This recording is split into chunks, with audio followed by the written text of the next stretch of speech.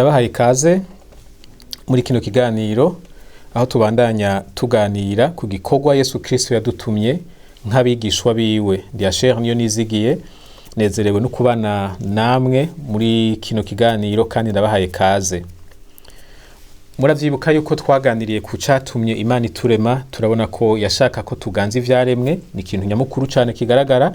Ico twarakirenganye, ubuheruka twaravuganye ku ijambo rikomeye gose, ku itegeko rivuga ngo Yesu yategetse abamwizera ahereye ku bigishwa biwe ba mbere kugenda hirya no hino bahindure amahanga abe abigishwa, bavuga ubutumwa, babatiza abizeye kandi ngo babigishe gushira mu ngiro ivyo yari yarabigishije.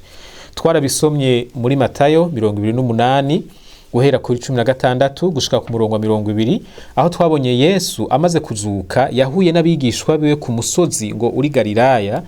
Yari yarabibabwiye imbere yuko apfa ko ariho bazohurira, maze ngo barahahurira. Akibashikiriye arababwira ati jewe nahawe ububasha bwose mu ijuru no mw'isi, kubera iyo mvo rero ndabatumye ni mugende muhindura amahanga yose abigishwa, mubabatiza mu izina rya Data wa twese n'iry'Umwana n'irya Mpwemu Yera, hanyuma mubigishe kwitondera ivyo nabageze vyose. Yarangije avuga ngo ndi kumwe namwe imisi yose gushika ku muhero w'isi. Ibi nivyo tumaze kubona. Twarabonye yuko muri ano majambo, duhereye ku kuntu Yesu yidondoye, ari amajambo yo gushira ku mutima cyane. Yabanje kugaragaza ububasha afise. Mwese murabizi burya uburemerezi bw'itegeko buvana n'uwuritanze. Hariho amajambo umuntu atabubasha afise avuga akijana kuko atabubasha nyene afise. Ariko uwundi asanzwe afise ububasha bwo gutegeka asubiyemwo ya majambo nyene, abantu bose bagaca bagenda bakabikora. Murumva rero yuko umuntu avuze ngo nahawe ububasha bwose mu ijuru no mw'isi, akaba ari vyaherako ijambo ryose akurikiza ayo majambo ni ryo guha agaciro. Si rivuzwe n'uwo ari we wese, rivuzwe n'umwami w'abami. Twarabonye kandi yuko iri tegeko kurishira mu ngiro biradusaba gukorana nawe. Yavuze ngo hendi kumwe namwe. Aratuzi, arazi ko atavyo twoshobora, arazi ko isi igoye, arazi ko irimo ingorane nyinshi. Turamukeneye hafi yacu kugira ngo aturemeshe, aho gushira umutima ku ngorane tubona hirya no hino, ahubwo dushira umutima cyane kuri we, maze biduha intege, biduha inkomezi zo gukora ico yadutumye. Igikorwa nyezina rero yadutumye, naravuze ko uyu munsi tukivugana ko muri kino cigwa, kuko nico turiko turasotera. Twarahereye ku bigikikije, harageze ko tukivuganako. Iki gikorwa akivuga mu buryo butatu, no kuvuga agiha ibice bitatu, kandi ni vyiza yuko dutahura igice kimwe kimwe hanyuma tukumva ingene ivyo bice bihana. Igice ca mbere yavuze ngo ni mugende muhindura amahanga yose abigishwa. Amahanga mu gifaransa nibyo bita les nations. Kenshi ihanga usanga ari n'igihugu. Nk'u Burundi tugize kubihanga tukagira kuba igihugu. Igikorwa Yesu yadutumye gukora ntikigarukira mu rusengero, ntikigarukira mu gusenga no mu kwisonzesha kwacu gusa. Ni igikorwa gifise ico gihindura mu buzima bw'ibihugu. Ico nzokigaruka ko tukinoganze kuko ni ikintu gikomeye gose dukwiye gutahura nk'abana b'Imana. Kuko ca kabiri yabatumye yavuze ngo ni mugende mubatize abantu mu izina ry'Imana Data na ry'Imana Mwana n'Imana Mpwemu Yera. Uku kuntu Yesu yabishize hamwe, Data, Yesu na Mpwemu Yera, biragaragara yuko ubutatu ari ukuri. Hariho abantu batumva ko Imana iri mu butatu, bafatiye ku ruhande rumwe bagafatira ku kuntu umenga ntivyumvikana ingene Imana ibimwe ikongera ikaba mu butatu, ugacumenga ni Imana zitatu.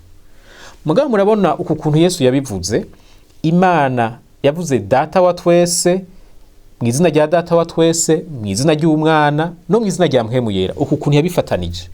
Sico cigwa dutumbereye, ariko ni vyiza yuko iyo dusonye amajambo tuza turabona ikintu kiriko kiraba. Kubatiza bisaba ko abantu babwiga ubutumwa, babwiga ijambo ry'Imana, bakizera, bakihana, maze bakabona kubatizwa. Ivyo tuzobijamwo neza mu cigwa gikurikira. Ica gatatu ni ukwigisha abizeye babandi babatijwe, bamwe bemera kwakira agakiza. Ni ukubigisha gukora ivyo Yesu yigishije vyose. Aha naho nahandi hantu hakomeye cyane mu buzima bwacu.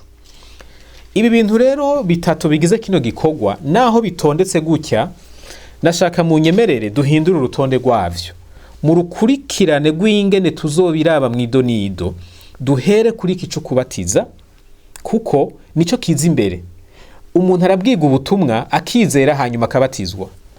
Amaze kwinjira mu ishengero arigishwa ijambo ry'Imana n'ingene rishira mu ngiro. Iyo abantu bigishijwe gushira mu ngiro ijambo ry'Imana niho bashobora guhindura igihugu cabo. Nugo rutonde nzobikurikiranyamwo mu vyigwa bikurikira. Ngarutse rero kuri iki gikorwa, navuze ko Yesu yadutumye igikorwa kigizwe n'ibintu bitatu: kubatiza abizeye, kubigisha gukora ivyo yigishije, kubishira mu ngiro, hamwe no guhindura amahanga akaba bigishwa. Iki gikorwa ntigihindura ca gikorwa ca mbere co kuganza ivyaremwe.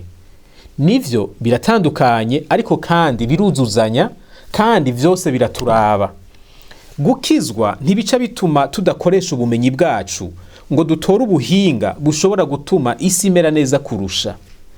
Gukizwa ntibica biduha uruhusha rwo kutiga amashure kugira ngo tugire ubumenyi budushoboza gutunganya ubuzima bw'isi neza. Kiriya gikorwa ca mbere kiracabandanya, Imana ntiyagihagaritse. Igihe cose tuzoba tukibayeho kuri iyi si, tuzotegerezwa gukora ibikorwa vyo kuganza isi nk'uko twabibonye. Iki gikorwa ca kabiri co guhindura amahanga biciye mu kwigisha ijambo ry'Imana, kubatiza abizeye no kubigisha gushira mu ngiro ijambo ry'Imana, kirahwanye naho umugambi w'Imana ugeze uyu munsi. Muribuka ko twaboneye hamwe yuko mu rutonde rw'umugambi w'Imana uyu munsi ikigezweko ni ukwimenyekanisha kw'isi yose no kwerekana ivyiza biva mu gakiza n'ivyo Imana iriko irakora muri iki gihe c'ishengero. Kuvuga ubutumwa, abantu bagakizwa bagahinduka, maze abatarakizwa bakabona ivyiza bituruka mu gakiza, ari navyo bica bizana kuri kwa guhinduka kw'ibihugu. Iki gikorwa si ic'abarongozi b'amashengero gusa. Hariho igihe abakristo baba banebwe, ntibakoreshe ingabire Imana yabahaye, ntibakorere mu mihamagaro Imana yabashizemwo, kubera bumva ko ivyo bikorwa bakwiye kubihebera ishengero. Twese iki gikorwa kiratwerekeye bivanye n'ingabire Imana yaduhaye hamwe n'imihamagaro twahawe. Ariko nk'uko tuzobibona, iki gikorwa co kuvuga ubutumwa no kubatiza abizeye gikwiye gukorerwa mu ishengero. Abagikora bose bakwiye kugikora bari kumwe n'ishengero. Ibi si vyiza ko bikorwa umuntu uko avyumva, birakwiye kugira urutonde bikurikirana. Ariko kwigisha abantu gushira mu ngiro ijambo ry'Imana, urashobora kuvyigisha bajya abantu mukorana hajya ku kazi. Ntutegerezwa kuzana pastori wawe ngo bari babibigisha, vyo namugora kuhashika. Ariko wowe barakuzi nk'umukirisu, barakuzi nk'umuntu yubaha Imana, urashobora kugikora. Ariko nawe birasaba kuba warateguwe. Kindi shaka kuvuga nuko uwo mugambi Imana iwukora ikoresheje abizeye. Nkuko nabivuze mu cigwa carenganye, kwizera, gukizwa bisigura ko umuntu yemeye gukoreshwa n'Imana. Hariho ibintu usanga bifatanye. Iyo wakiriye kimwe utegereza kwemera n'ikindi. Iyo wemeye kwambara impuzu, uba wemeye no kuyimesa, kuko ntushobora kuyambara ngo igume kwa kundi nyene. Haragera igihe udashobora kuyambara kubera yacafuye. Utayimesuye utegereza kuronka umuntu ayimesura. Udashaka kumesura areka kwambara.